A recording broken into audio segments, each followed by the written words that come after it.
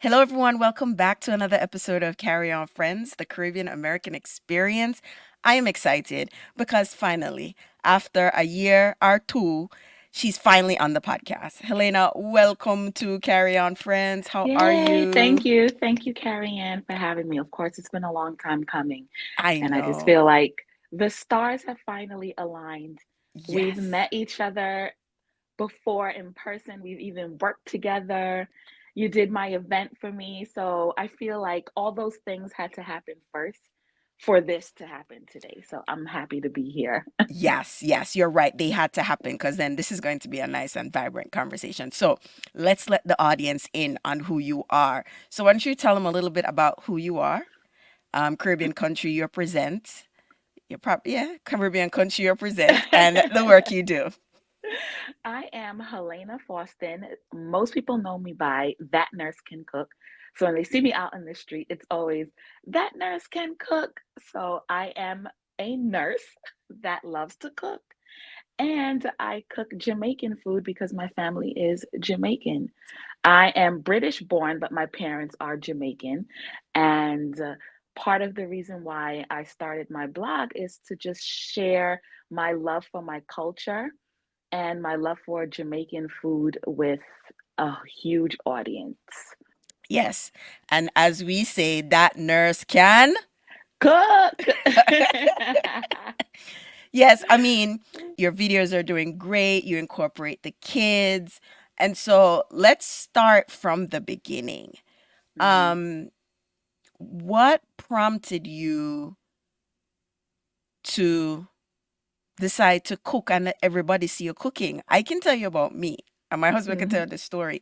When he first met me, actually, when I meet people, I don't want people Mhm. come in my kitchen. Do not hover over me when I'm I cooking. agree. I I'm like, agree. stay out of my way. You're making me You know, nervous. I feel like you don't realize how territorial you are until someone tries to get in your kitchen.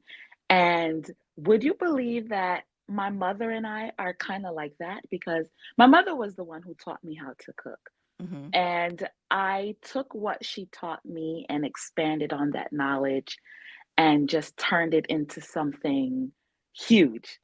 And so now there's like this undertone when we get in the kitchen, like she's still like, why are you doing that? And I'm like, Mom, why are you doing that?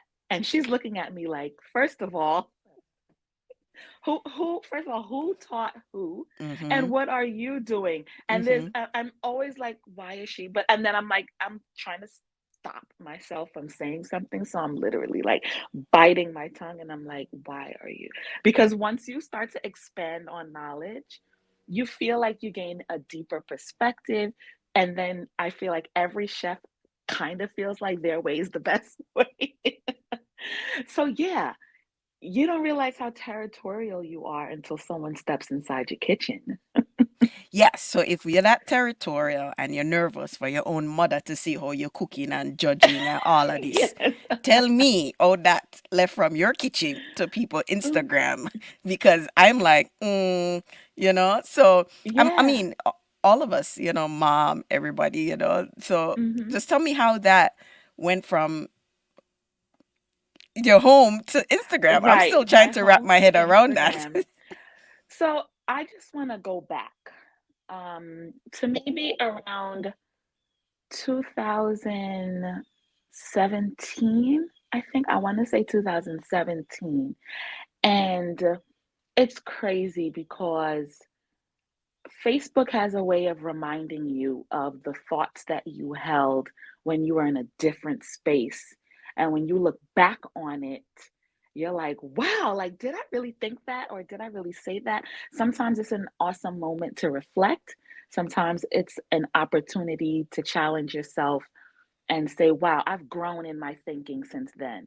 But I want to say, like, to give perspective, a couple weeks ago, a Facebook memory popped up, and on the status, I said, do you ever feel like God is trying to tell you something, but you just don't know what it is?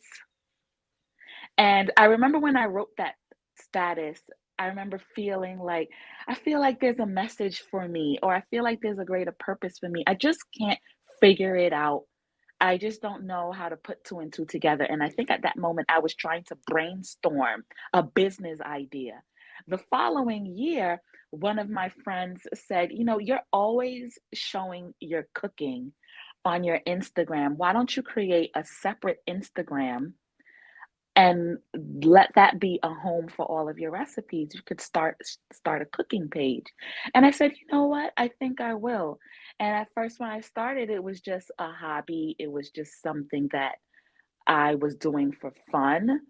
But within a couple months, I started realizing, wait, I could really do this for real. And this is something that I could really take seriously.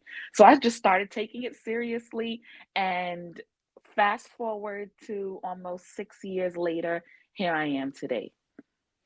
I want to go back to that point you said. When God is trying to tell you something and you Hmm. can't quite put your finger on it. Hmm. And I think that's the journey. But when you're in it, it Yeah. just feels very frustrating.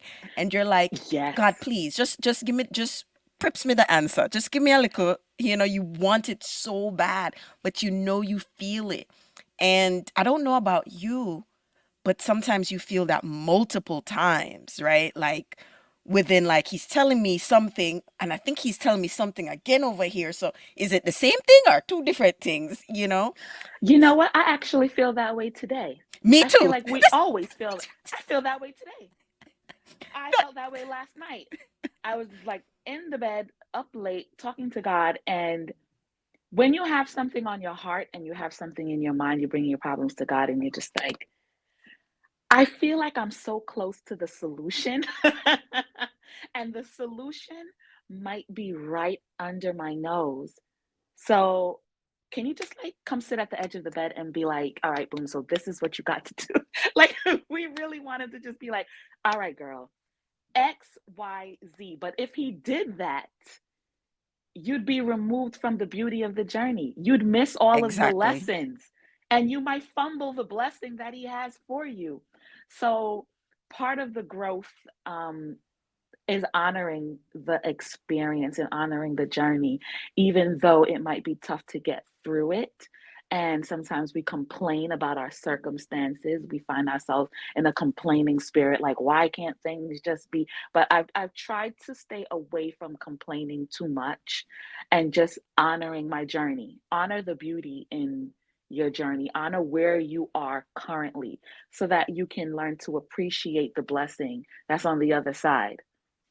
I love that. And that's why I wanted to kind of pause there because I know that experience that you feel like, as I was telling Right? another guest, that unction to do something and Mhm. you just can't, you just can't find, but you feel it. You feel that undercurrent Right, of something. right. So in that feeling that there's a bigger purpose or something for you to do, did you always know that cooking was the thing, or did you try a couple things before the friend said do cooking? I want to also expand on that because what the Facebook memories were showing me is that I had a habit of cooking things and posting them. And sometimes the universe and God conspire together to show you something that you have a passion about, but your subconscious is aware that you're passionate about it and you act on it, but it's just a matter of bringing it from the subconscious level to the conscious level. So I spoke to my friends a couple of days ago and I said, you know, that one thing you keep gravitating towards, it's not a mistake. It's not a mistake. And I was posting a photo. I remember 2 days ago, a Facebook memory popped up and it was like some chicken parm lasagna roll ups. And I had no lighting, I had no fancy equipment. It was just in a simple foil pan. And under it, I said, you know, when you finally try one of those saved recipes from Tip Hero. And then another memory had popped up, and I had posted my little roast beef. I was so proud of this roast beef that I made. And, you know, there was no fancy plating, there was no lighting. It seems like I guess that was always on my spirit. I just didn't realize it. I've always liked to cook, but loving to cook and sharing it with people are two separate aspects. So I've come to realize, this is something that I had been gravitating towards over the years, and it just finally came to the surface. You said that you've been doing that Nurse Can Cook for like 6 years now. So Hmm. when was that point in the 6 year timeline where that Nurse Can Cook started to blow up? And what were you feeling impatient? Were you Hmm. complaining before the blow up? So what was the time from when you started to when you blow up? Because I think it's important to let people know that the journey is still ongoing even when you identify. So after you identify the thing, there's another journey, a couple more laps to go Hmm. before you start feeling some level of accomplishment or success when you've Right. chosen that thing. Um, I want to, in the spirit of answering your question honestly and from a space of transparency, I want us to be careful with the word blow up because I feel like the word blow up kind of insinuates that something snapped and then poof, results. And my journey has been like a slow cooked oxtail dish. Okay, I wouldn't call it a blow up. It was very slow cooked. I started out building my audience day by day, week by week, and it continued to grow. Kind of like some planting an ackee tree. You start with the seed and you watch it, you water it, you put the work into it, you pay attention, and be slowly your tree begins to bear fruit, but you had to put the work in first. So it's not like when the tree bears fruit, oh, you blew up. No, this was a process from the seed, the soil, the watering, the pruning, every single step was important to what you see today. I remember when I first hit 10,000 followers, and I remember what that feeling was like. And I think it took me, I want to say I started the page in March of 2018. I think by January of 2019. So that's like, my math is 8 months, about 8, 9 months. It took me about 9 months to get to 10,000 followers. So I wouldn't consider that like overnight. And there was a lot of missteps, there was a lot of pivots. And I feel like every year I've had to pivot to accommodate the changing landscape of social media. So, what you see today is a result of a lot of hard work. And thank you because even though I for sure know you didn't blow up, none of us blew Yeah, up.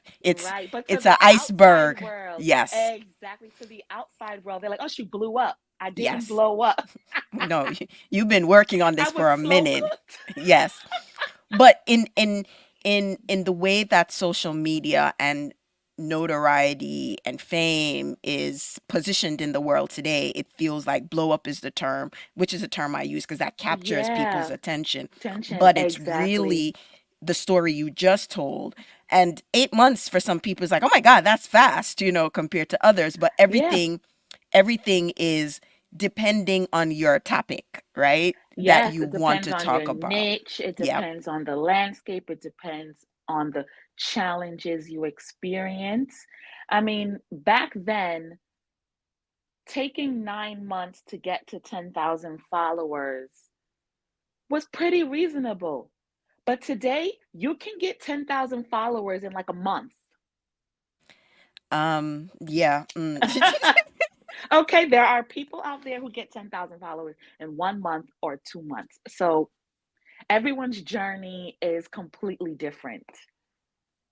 And I think that's important. So you going back to another word that you said, you're constantly pivoting. Um, Yeah. And talk to us about the mini pivots that you're making on a weekly, daily, monthly basis Mm-hmm. that's necessary to continue to shape your brand and your Mm-hmm. business. Um, Part of my strength as a businesswoman and a content creator is recognizing when I need to pivot. I feel like sometimes it's easy to get stuck in your tunnel vision when you feel like what you're doing is working. And there have been times where I've missed the point where I should have pivot. And sometimes you got your head in the sand and you figured out this strategy that you've become so comfortable and so used to.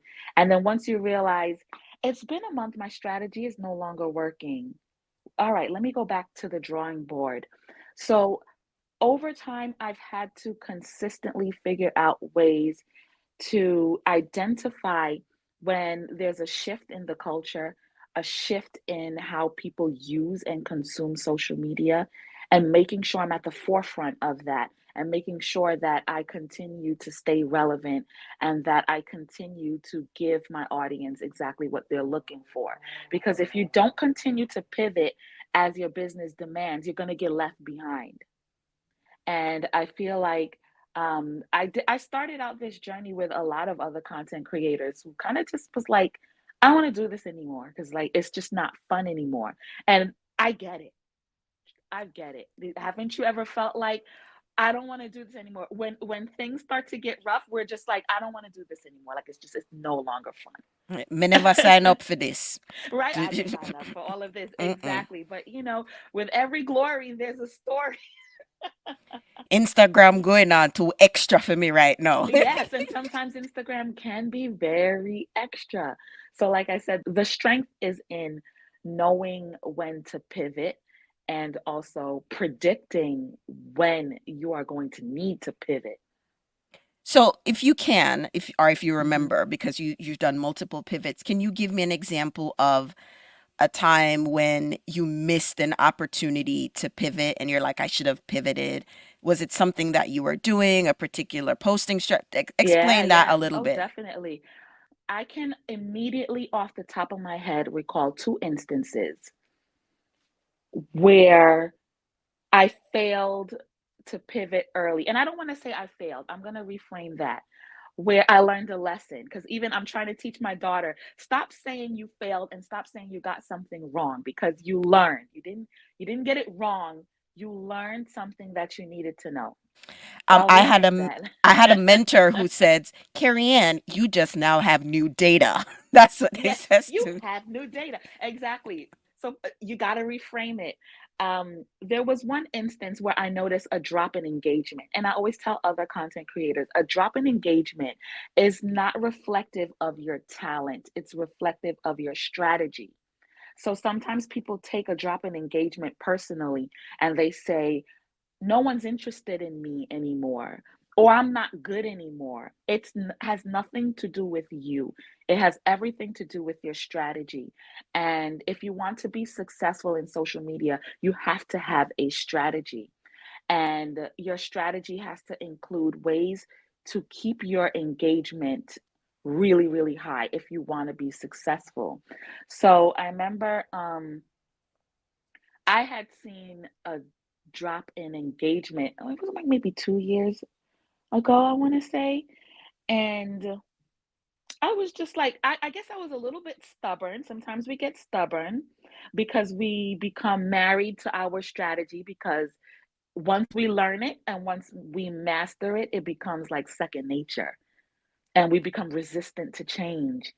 And I think that what I started to do was change up my formula. And I said, let me try this. And it was so obvious that my audience hated it, but I was committed to it. And I was like, no, like this, I really believed it. And in the ending, I was like, this is as I know that I am sharing something that's from the heart, but at the end of the day, I have to provide content people want to consume. So I can't do this selfishly. So in that moment, I realized, oh, you miss your mark.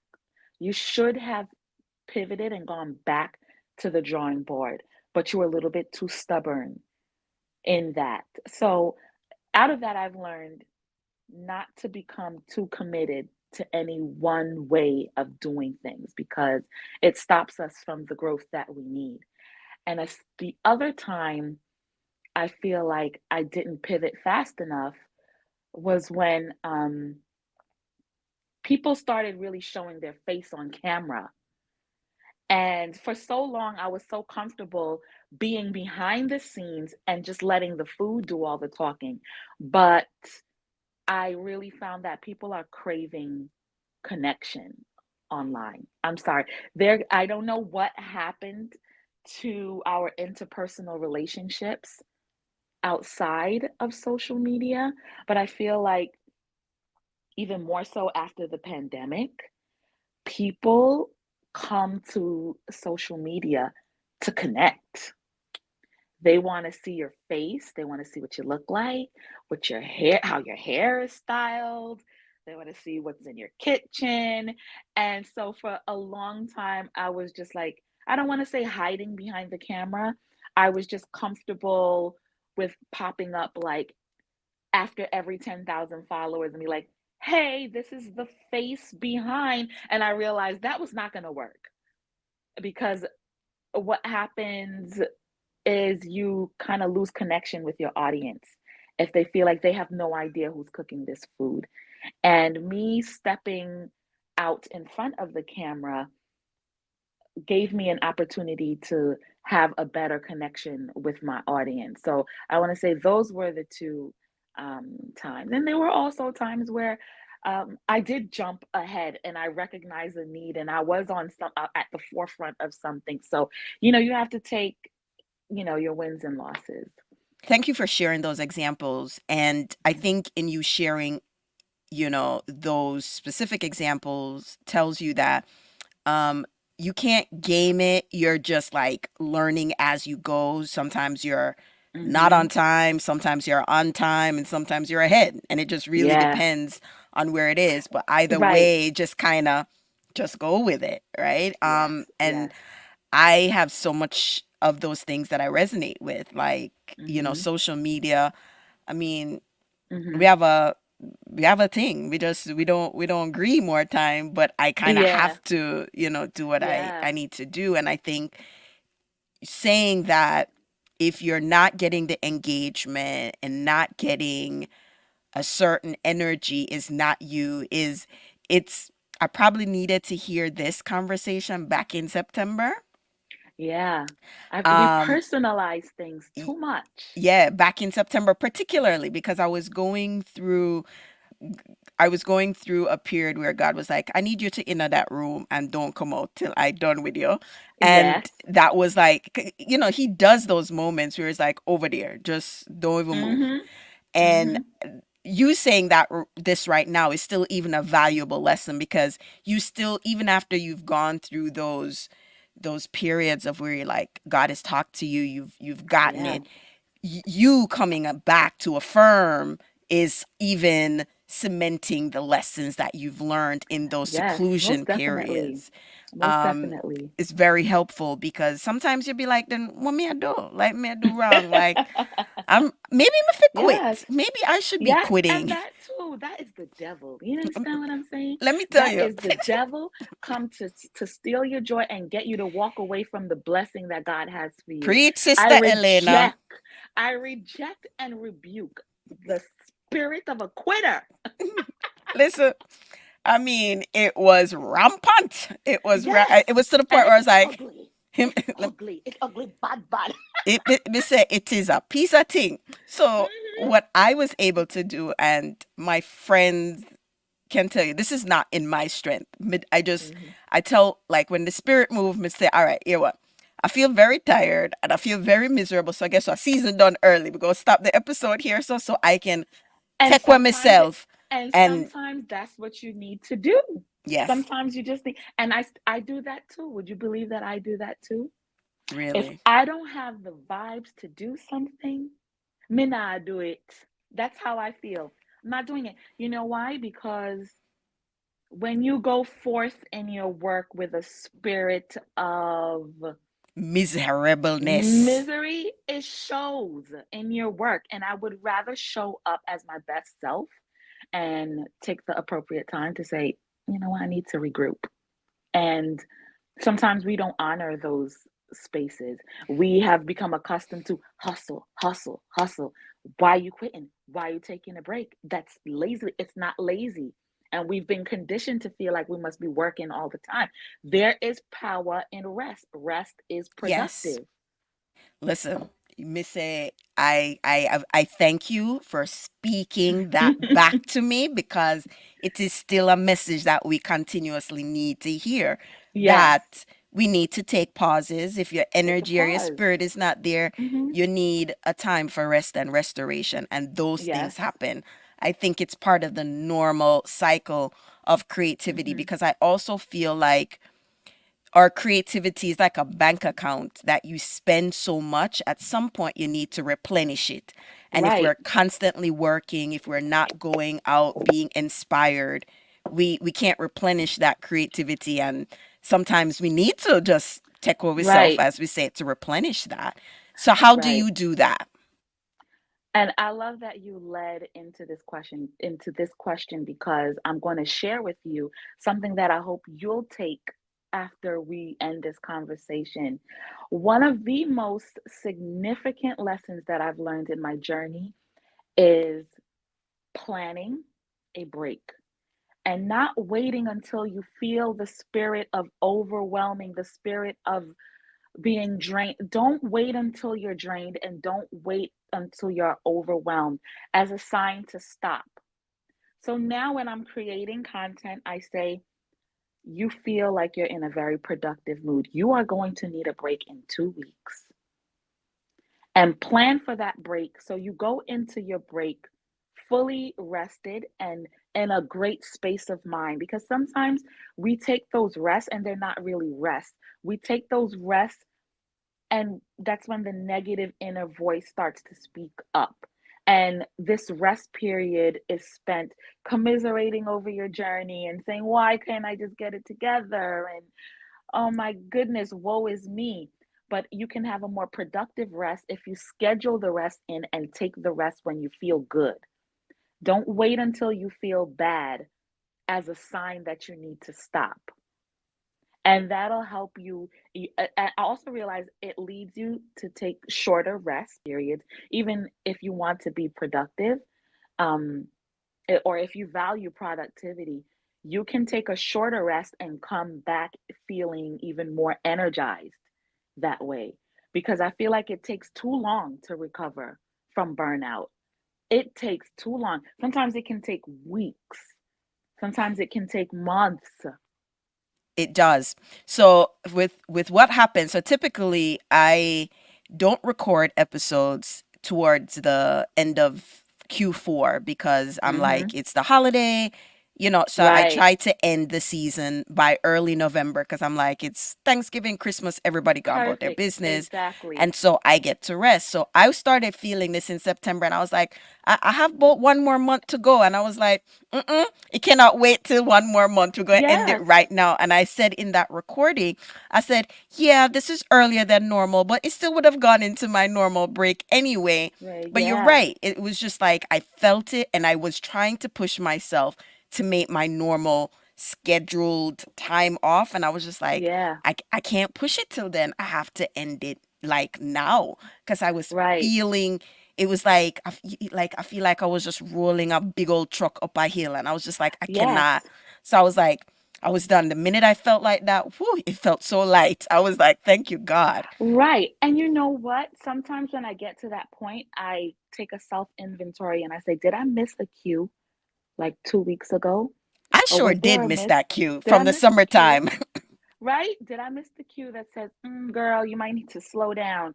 Or I'll look at my schedule and I say, wow, this week is pretty packed. I know I'm going to need a rest week after that. So sometimes it gives you a little something to look forward to, and you're like, oh, I have a rest week planned. Like, I'm not going to do nothing.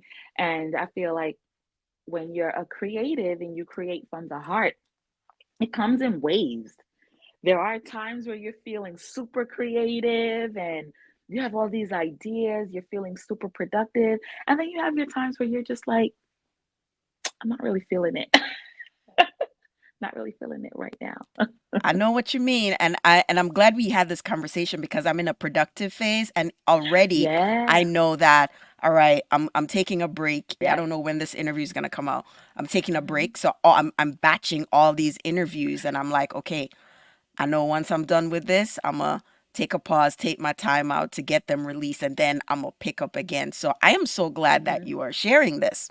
Hmm. So, all right. So, one of the things that I know is important to you is your faith in God and your Hmm. relationship with Him. We've talked about that. Hmm. And one of the things that I know has impacted people, because I heard someone else talk about it, was the whole Beyonce "If You Go Church" episode. Yeah. So we can talk about the incident, but Hmm. this idea, did that impact your did that change anything about how you share your faith and religion and this idea of other things that you do in your life? I'm just curious. I am so glad you asked me this because I had a conversation. Me and my best friend went to dinner. We had a conversation about it. I'm going to tell you exactly what I said because I'm not afraid to say it. And I said to her, that whole situation is starting to make me want to reframe how I discuss my faith. And I also said this to my mom as well, and they both said the same exact thing. She said, you know what? Sometimes the devil comes disguised as another Christian to come and harass you and judge you because you know what? He knew that if he comes and harasses you, he's gonna silence you. And now you're gonna stop telling the world about how good God has been to you. You're gonna let that person silence you and allow you to stop sharing what God has done for you. Who wins? Who did you make happy? I guess you just made the devil happy because now you won't talk about God anymore. Listen, And so I'm not going to say that it didn't made me pause. I did pause and it did made me think about ways to reframe how I talk about God because I feel like social media is such a I treat it like a gunpowder keg. Like if you're not careful enough, it can backfire against you in ways you did not envision or plan for. So there's nothing wrong with reframing the way you talk about something without having to completely abandon the idea because whatever you talk about is what you will attract. If I talk about Jamaican food, I'm going to attract Jamaicans. If I talk about plants, I'm going to attract plant lovers. And you are going to attract extremists and non extremists. And you have to figure out a healthy way of how to navigate that space. thank you for sharing that cuz Hmm. when I heard it, I had all sorts of feelings and I said, "Boy, Hmm. these are the type of things that make, like people think all Christian crazy and all these Yeah. other things." And I'm just Oh, like, yeah. like this has nothing to do with any of them. Jesus went to a wedding. What's going on? Let Right. me not Right. understand what's going on. So I'm glad There's that extremists. Yeah.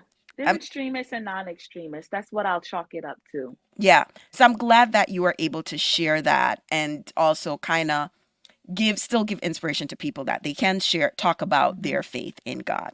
No, I have Hmm. a very pressing question before we wrap up. Hmm. When you cook all of that food, right? Hmm.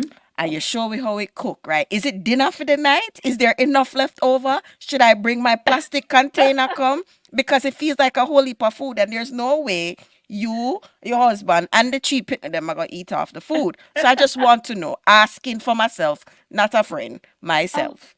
a lot of people say this, and it looks like a lot of food, but it's not a lot of food. It's not a lot of food. Um, I made oxtail for dinner yesterday, and there's no leftovers. And I knew I was going out with my sister for dinner last night, so I literally I had like two little pieces. and maybe 2 spoon of rice. And Greg is looking at me like there's only like, the little maga pieces of oxtail. That's it. And I'm just like, what happens to the food? It's not a lot of food. Like I know people see a big round Dutch pot, but once I eat, Greg will eat, the kids will eat Monday. Maybe there's leftovers the next day, just like a normal family. It's not a lot of food. These are normal size pots that everybody buys from Home Goods, Macy's, wherever. Normal size pot of food. Sometimes I save some for my mom. Like I have a fish in the fridge waiting for her. And I said I was gonna save for her sometimes if I cook food and if there's still leftover. I said, "Oh, you want some? I made some. I baked some fish today. Like, do you want one?" And she'll save it. I made the jerk chicken and festival last week, and she was at the house helping me with the kids while Greg was at work. And she took some for herself and my sister. So the food always finds its way into someone's belly, one way or the other. Listen, I just wanted to know. I was like, that's a whole heap of food. You sure you're not even some come to Yeah, Brooklyn a to lot of people me? think, "Oh my god, you're cooking all that food." It's not it's not a lot of food. It's really not a lot of food. As we say in Jamaican, we just a enka for the food. I don't blame you. Oh Oh my my goodness, I'm goodness. coughing. I'm cracking up because I feel like everyone is like, "Oh my goodness, what are you gonna do with all that food? All that food." I'm like, it's not a lot of food. And Greg, he has a big appetite. I feel like men have bigger appetites than we do. And he will eat his plate. Let's say dinner is like maybe 5 o'clock. By 11 o'clock, I can hear the lid on the pot opening again. I'm like, Greg, really? He's like, oh, this is the bedtime. I'm going back for round two. Sometimes he goes back for round two.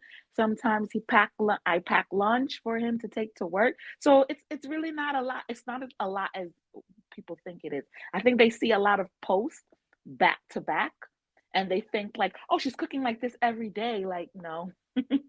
I think that's what it is. It seems like you're cooking every day, but you're dripping the Mhm. content. And so it just feels like, oh my God, more food, more food. More food, more food. Yes. All that food. All right. So I'm going to ask some other questions that Mhm. I've heard before, but maybe people in my audience have not. So you were on the Food Network and you won a competition.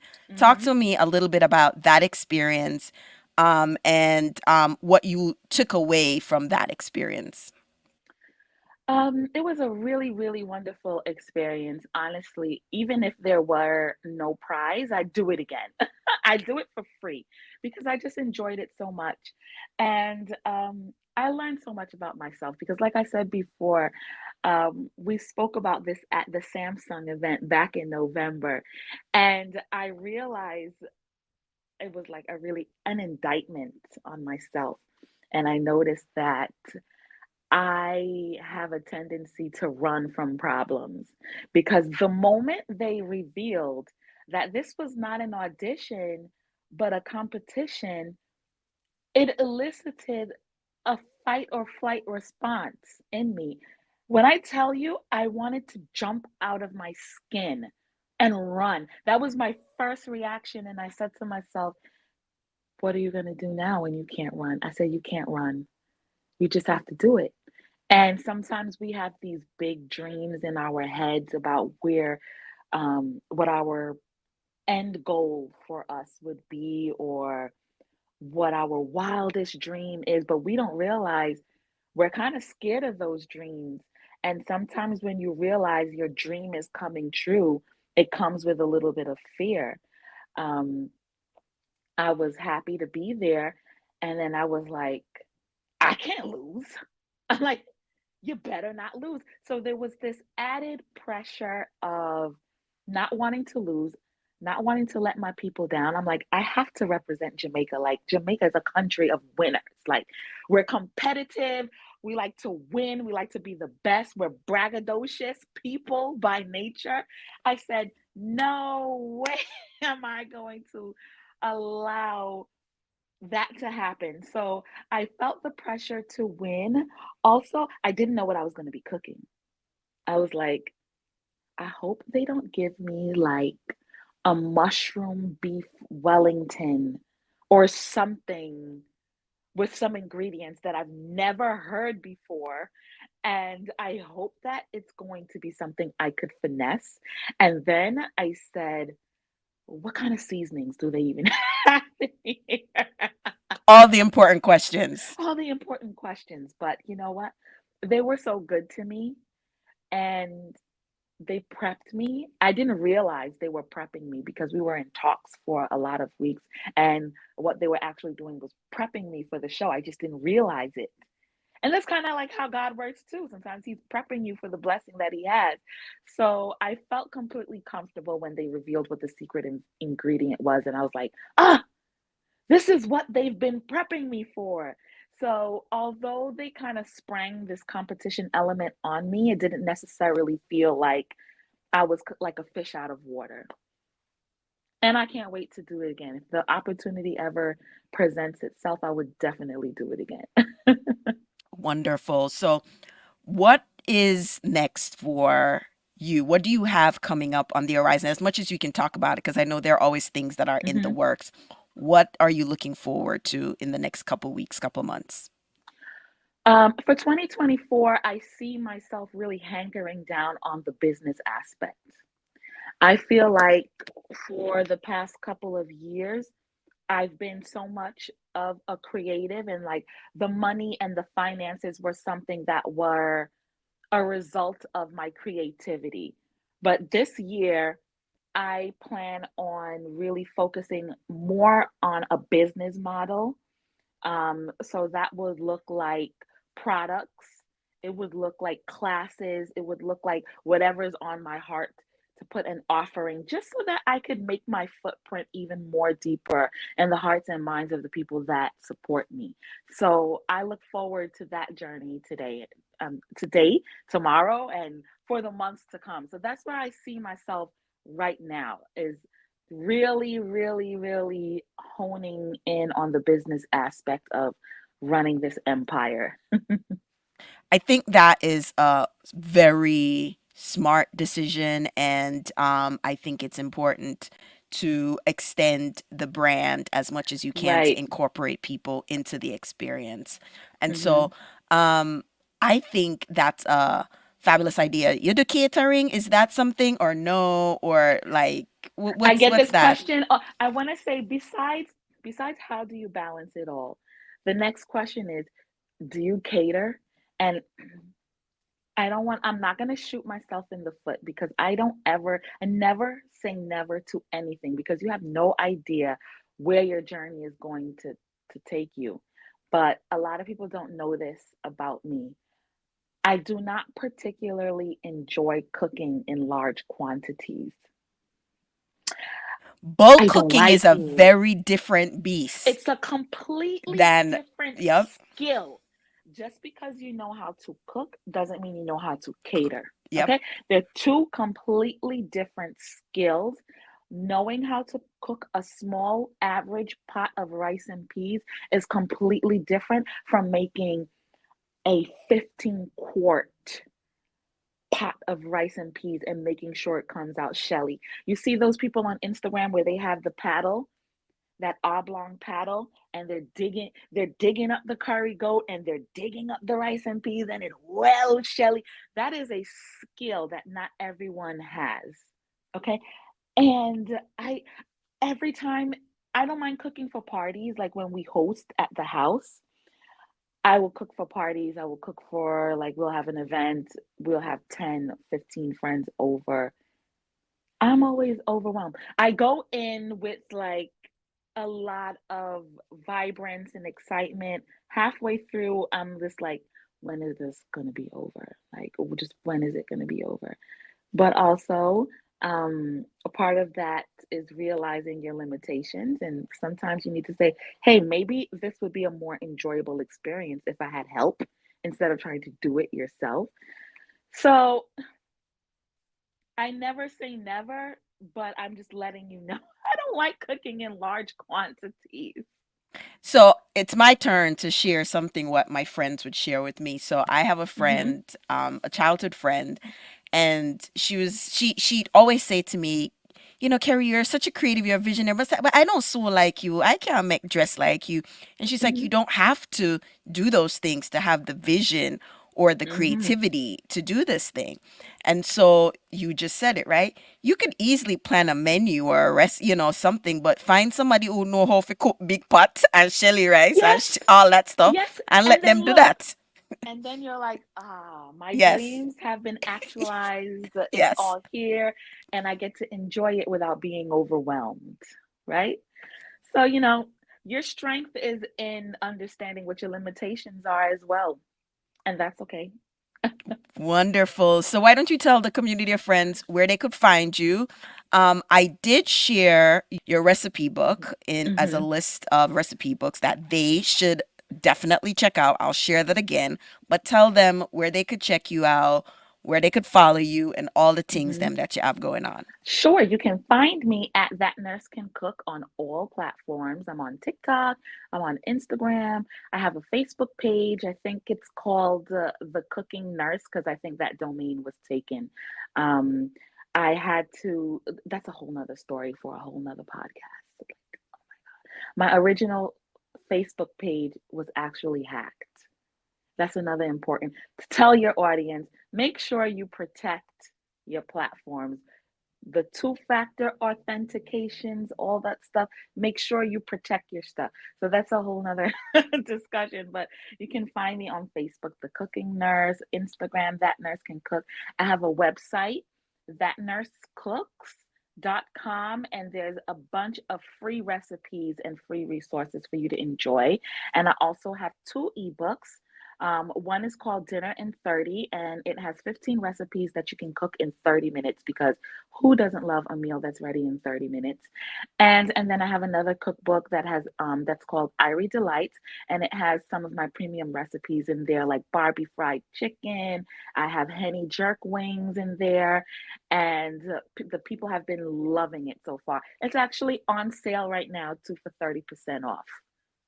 Wonderful. Thank you so much for being on the podcast. I'm glad that we had to have this conversation Yes, and I'm thank so you for having excited. me. Yes, yes, yes.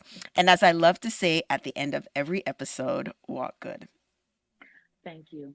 My grandmother used to say that to me all the time. Mm. Yes, it's old people saying. All It's right. walk good. All right, take care. You too.